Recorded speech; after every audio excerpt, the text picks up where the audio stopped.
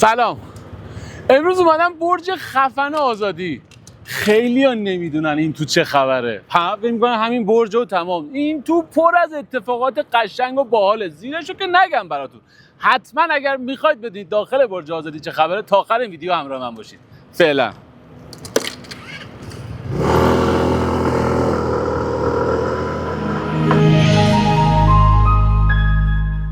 در خدمت خانم برادرخواه هستیم. خانم برادرخواه امروز خیلی باهاتون کار داریم. شما رو به عنوان لیدر برج آزادی، یکی از به یاد موندنی ترین معماری های ایران به نظرم. بریم داخل. بفرمایید.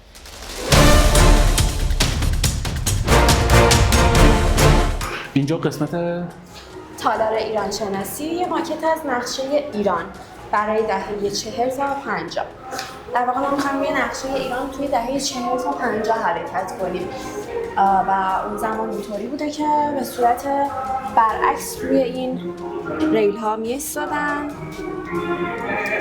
با برعکس بایستم. منم ببخشید عذرخواهی می‌کنم.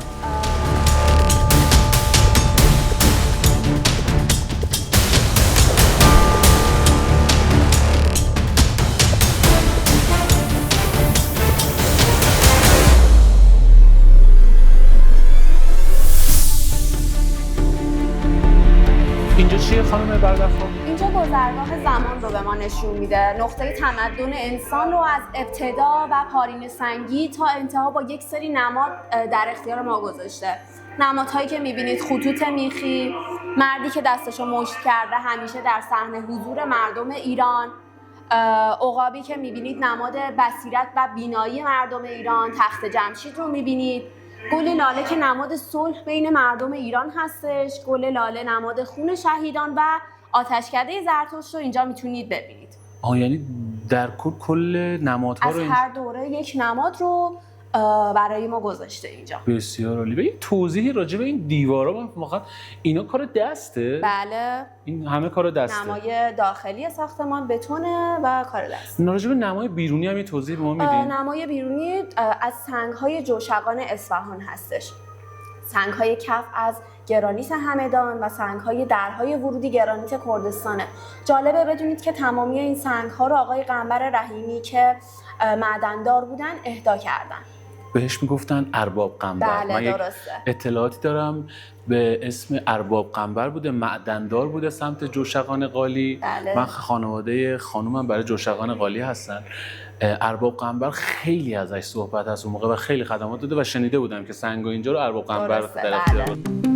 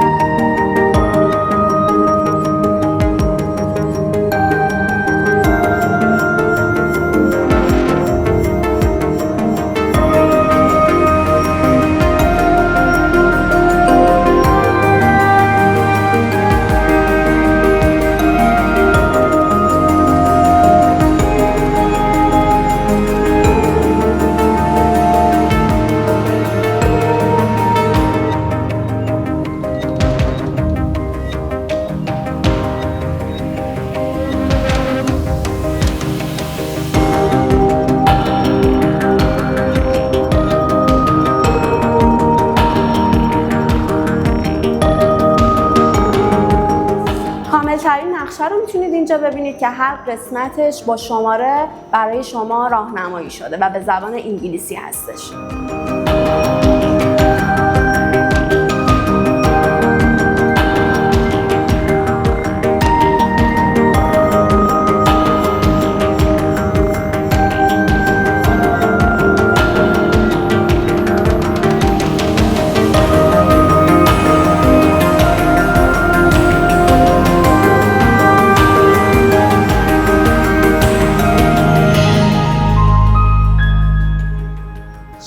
گذرگاه پیشینیان رو میبینید. چیزی که نظر ما رو اینجا جلب میکنه درهای سنگی هفتونیه.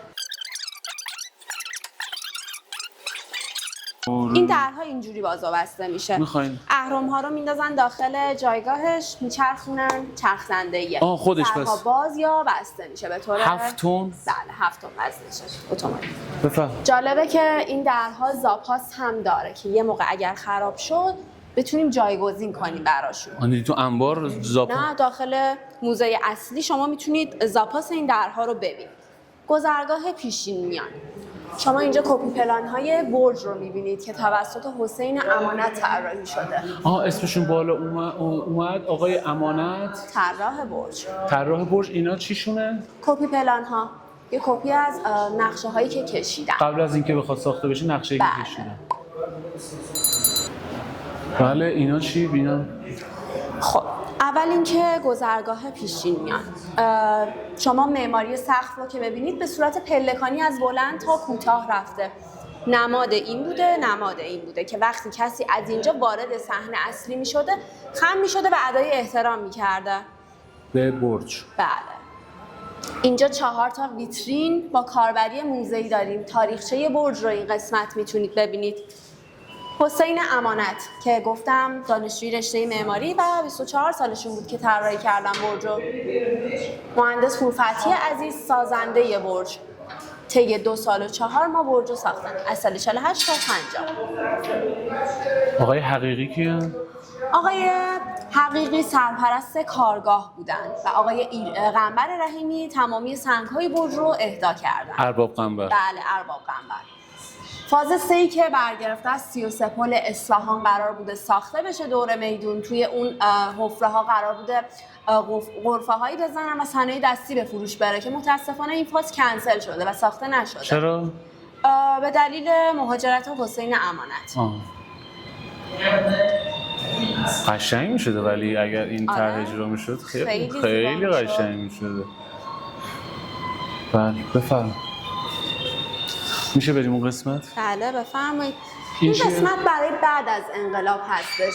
بازدید و نامه‌های رهبری مربوط به برج هستش که اینجا برای ما به نمایش گذاشته. بله. جلوتر هم بریم. بله. 2 تا ویترینی که اینجا می‌بینید، ظروف قدیمی، آبی درباری مخصوص مهمان‌های ویژه و ظروف عادی برای کارمندهای اینجا بود. روی جفتش نماد برج آزادی طلاکوب شده. این مختص برجه. بله. برای مهمانانی که می اومدن. اینها مختص کارکنان. بله و مختص مهمانان ویژه.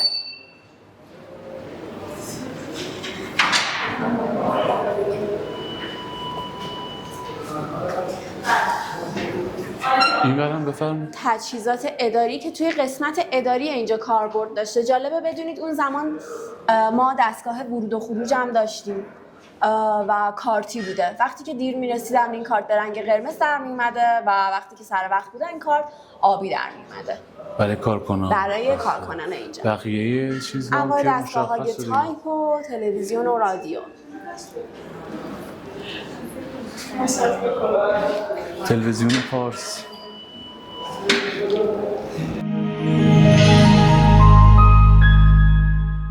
یه توضیح هم راجع به اینجا خیلی جذابه. حتما. اینجا تالار کهن هستش. شما 5 متر زیر زمین بین 4 تا پایه اصلی برج قرار گرفتید. الان 4 تا پایه برگرفته از 4 تاقی آتشکده نیاسر هستش. داخلش 2 تا آسانسور، 2 تا راهپله به طور ضربدری قرار گرفته.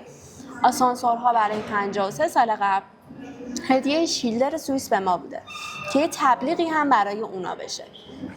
راه پله ها که سن و معماری داره، همینطور که بهتون گفتم. همینطور که نگاه کنید توی این سالن هیچ ستون و پایه‌ای وجود نداره و به تنهایی داره وزن کل برج رو تحمل میکنه به واسطه خرپاها و کاربندی هایی که اینجا به کار رفته. اینجا کلکسیون شخصی استاد جدیدالاسلام هستش. بیش از 1400 تا دوربین سالم میتونید اینجا ببینید. قدیمی ترین دوربین ایشون 174 سال قبله. همش هم برای خودشون.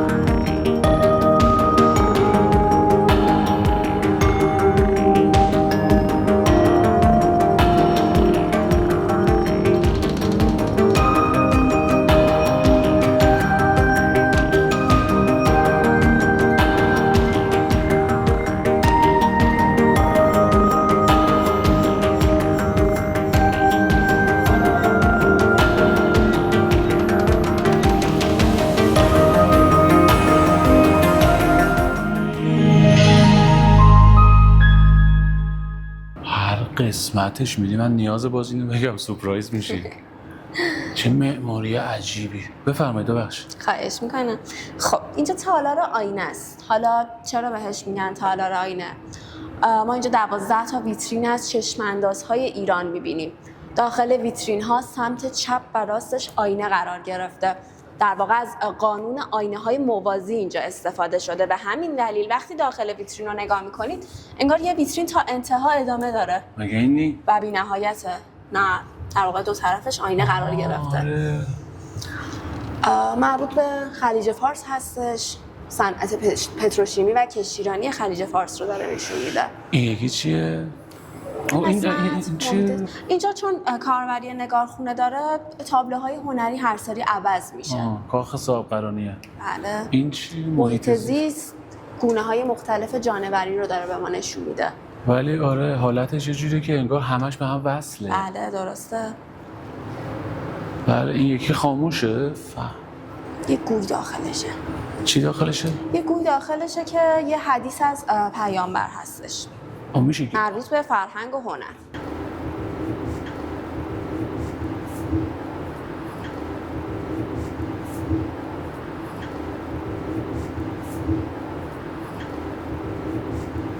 بنای آزادی که نماد شهر تهران هستش. اینم قدمت داره؟ نه اینم جدیدتره. این دوتا قدمت نداره. الان آخرش بدیم. آب و زندگی. خاموش روشن شدن این ویترین نماد شب و روزه. اجازه بدیم روشن شه تا من توضیحات رو خدمتتون بگم. چند دقیقه بار خاموشش هم میشه. بله. خب گویی هایی که میبینید نماد انسان هان که دارن کنار همدیگه به آبادی شهرشون به ساخت و ساز میپردازن. نماد انسان های اولیه رو جلوی ویترین میتونید ببینید. اینا نماد انسان های اولیه. این چی؟ این درخت عنوان نماد طبیعت. این ولی فکر کنم قدمت داره درسته؟ بله این قدیمیه، برای 53 سال قبله. تنها ویترین هایی که اینجا قدمت نداره فرهنگ و هنر، ایران زمین و تعلیم و تربیت هستش. این چی؟ کشاورزی؟ کشاورزی، زمین های شیبدار، قطرات بارون، رنگین کمون، تجهیزات پیشرفته نماد کشت مدرن هستش و میوه ها نماد 4 فصل بودن کشور ایران. این برای چند سال پیشه؟ این هم برای 53 سال قبل. شما اینجا ورزشگاه آزادی رو میبینید، مشعل المپیک و یه روز شمار که قرار بوده بازی‌های المپیک اینجا اتفاق بیفته که خورده به 8 سال دفاع مقدس که کنسل شد. بله.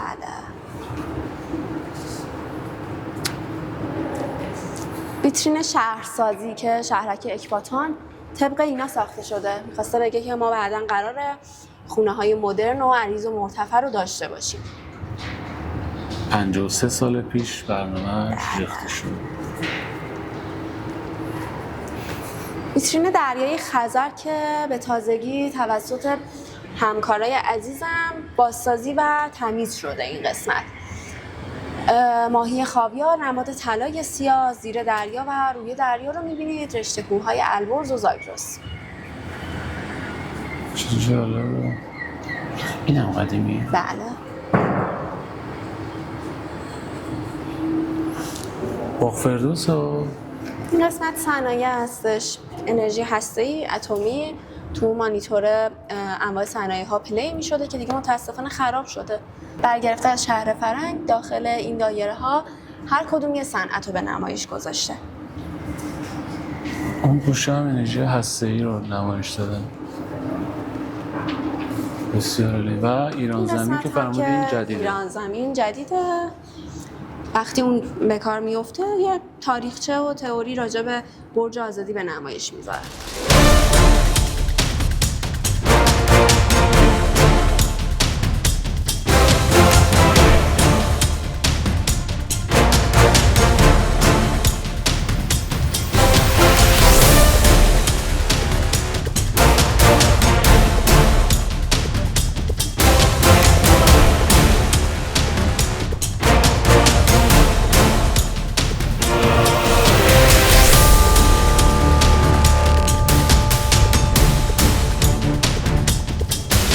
اینجا یعنی الان آخرین طبقه برج دیگه؟ بله اینجا آخرین طبقه برج، طبقه 4 هستش. گنبد رک به معنی مخروطی شکل، برگرفته از آرامگاه ابوعلی سینا و شوش دانیاله. وقتی که بارون میباره این گنبد آبنمای طبیعی میشه. یعنی این باز وقتی که بارون میاد بله. یعنی اینجا سقفش بازه، سرازیر میشه و از طریق حفره ها میره داخل. بله ببخشید. خواهش میکنم. تنها قسمت برجی که یک بار بازسازی شده. پنجره هایی که 4 سمت میبینید پنجره های باریک و بلند. نماد بادگیرهای استان یزد هستن. هوا از این پنجره ها به داخل میاد، تهویه میشه، به خاطر شکلی که گنبد داره به سمت بالا میره.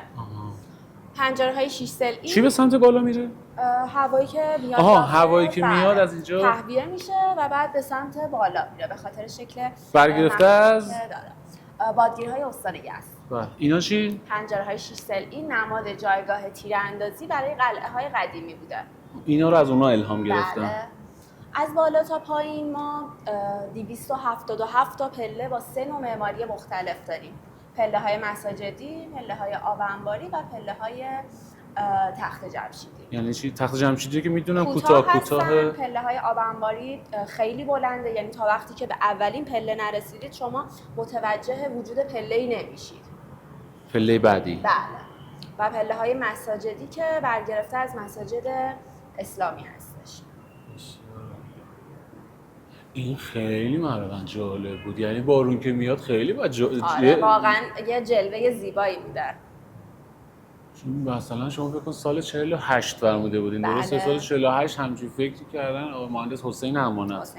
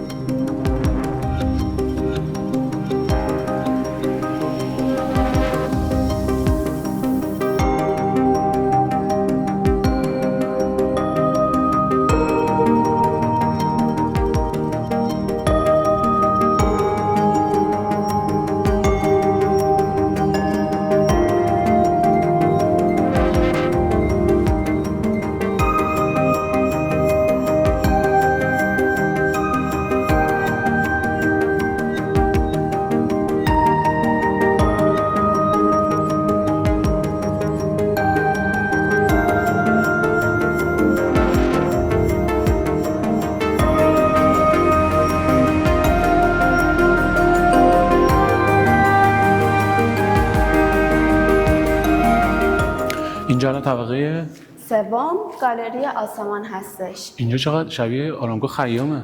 بله درسته. در واقع ما وقتی یه دور کل آزادی رو میچرخیم یه دور کل ایران رو گشتیم. هر قسمتش برگرفته از یک استان یا یک شهر هست. یعنی درست گفتم شبیه؟ بله درسته. برگرفته از آرامگاه خیام هستش.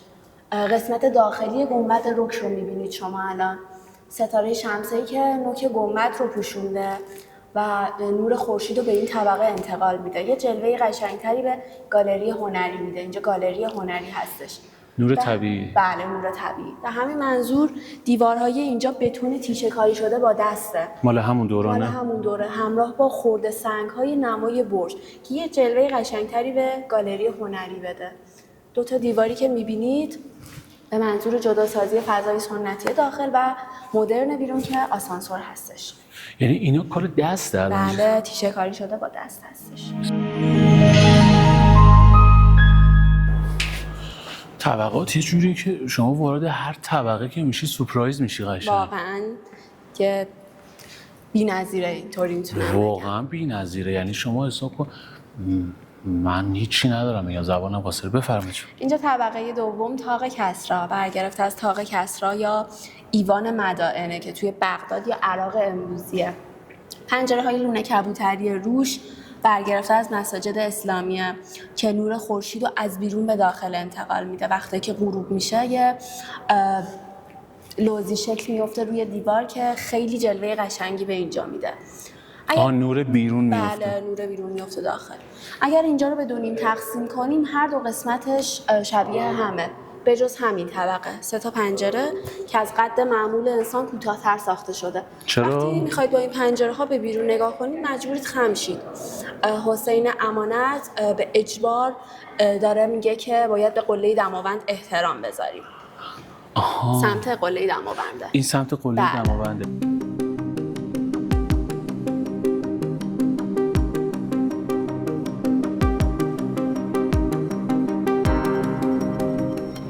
البته خب مهندس حسین امانت فکرشون نمی‌کرده که یه روز قراره اینجا یه همچین آلودگی داشته باشیم که نتونیم قله دماوند رو ببینیم.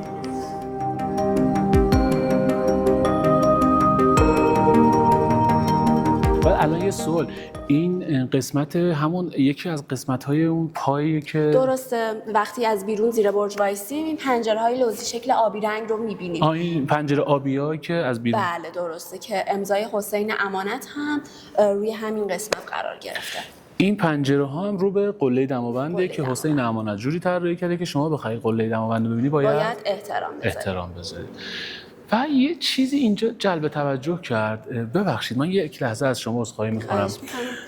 میشه یک لحظه اینجا رو بگیرین؟ من فکر می‌کردم تا الان فقط رو دیواره‌های تخت جمشیده که یادگاری می‌نویسم، ولی اینجا اومدم واقعا خورد تو ذوق من. چه کار چیپ و زشتیه. و یه سوال خیلی مهم، این دوستان چجوری رفتن اونجا اینا رو نوشتن؟ چون اینجا یه ارتفاع خیلی زیادیه. چجوری رفتید اونا رو نوشتید؟ من نکنید.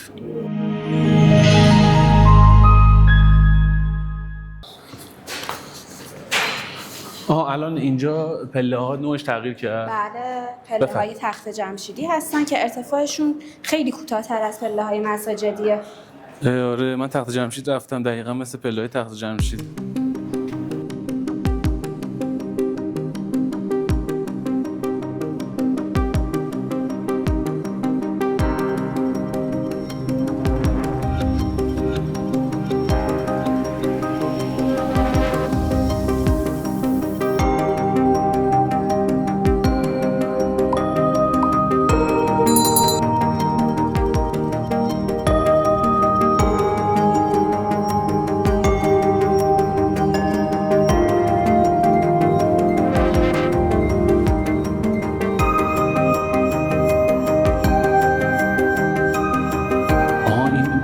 آبنباری دقیقاً آره، یعنی من تا اینجا که رسیدم الان پله ها مشخص نبود. متوجه وجود پله ها نمیشید تا وقتی که برسید به اولین پله. شکل آبنبار هم از دقیقاً آره. پله های شیب داره. یعنی شما یه ذره تا اینجا ببین دقیقاً از اینجا مشخص نیست که پله داره، یعنی واقعا فکر می‌کنی یک پرتگاهه، ولی میای که جلوتر می‌بینی که پله هستش و پله آبنباری بعد از پله تخت جمشیدی. بفرمایید. بفرمایید.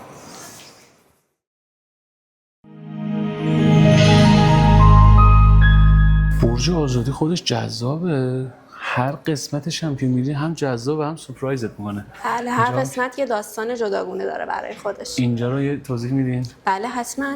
اینجا تالار فرهنگ هستش. قبلا کاملا کتابخونه برج آزادی بوده، اینجا کامل کتاب بوده برای استفاده عموم. در حال حاضر که میبینید یه بخشیش مربوط به کتاب هاست، میز و صندلی هایی که مربوط به 53 سال قبل هستش. میز پذیرایی از طراحی صندلی‌های میسفندراه حدود 1 قرنه که میگذره از طراحیش و همچنان داره ازش تولید میشه و کاملا مدرنه. این کتاب خونه که حالا یه قسمتش فقط مونده مورد استفاده عموم قرار میگرفته متاسفانه الان دیگه نه. اینا بس این چیه؟ این گلدونیه که به عنوان تزیینی ازش استفاده میکردن برای همون دوره 53 سال. این هم برای 53 سال قبله. شما اینجا عروسک هایی رو میبینید که به برج اهدا شده برای ترویج فرهنگ، آشنایی با نوع چهره و پوشششون. از کشورهای چین، تایلند، هندوستان و برمه هستن. اینا پس قدیمی هستن؟ بله، کاملا از ساختارشون مشخصه. خانم برادرخواه، این دوتا دستگاه چیه کاربردشون برای برج بوده اینا؟ الان میگم بهتون. دستگاه موویلا برای تدوین فیلم‌های کوتاه استفاده می‌شده. دستگاه میکسر صدا که توی تالار وحدت بوده، توی کنسرت‌ها استفاده می‌شده که استاد شجریان بزرگ هم از این دستگاه استفاده کردن. الان چرا اینجاست؟ چون دیگه با دیجیتالی و کوچیک‌ترش تعویض شده. الان دستگاه‌های جدیدتر اومده، این خیلی سنگین‌تر بوده. یعنی یه جورایی اینجا اهدا شده به عنوان بله، به نمایش. عنوان نمایش. ادامه عروسک‌هایی که اینجا می‌بینید، چرخ خیاطی که پرده‌های آمفی‌تئاتر اینجا رو باهاش دوختن.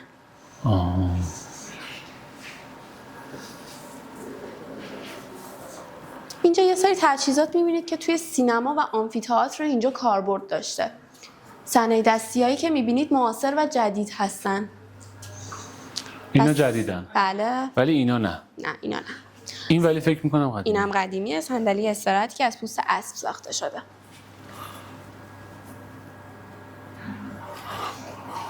بسیار عالی. اینا همون ظروفی که جلو در دیدیمه. بله، اینا ظروفی که جلوی دره، مابقی معاصر هستن. این سنگا چه اینا جدیده؟ اینا هم جدیده. اینم که فرمودی این ظروفی هستش که برای استفاده از مهمانان و طلاکوب هست. درسته، طلاکوب برج آزادیه. و اینا هم برای استفاده کارکنان.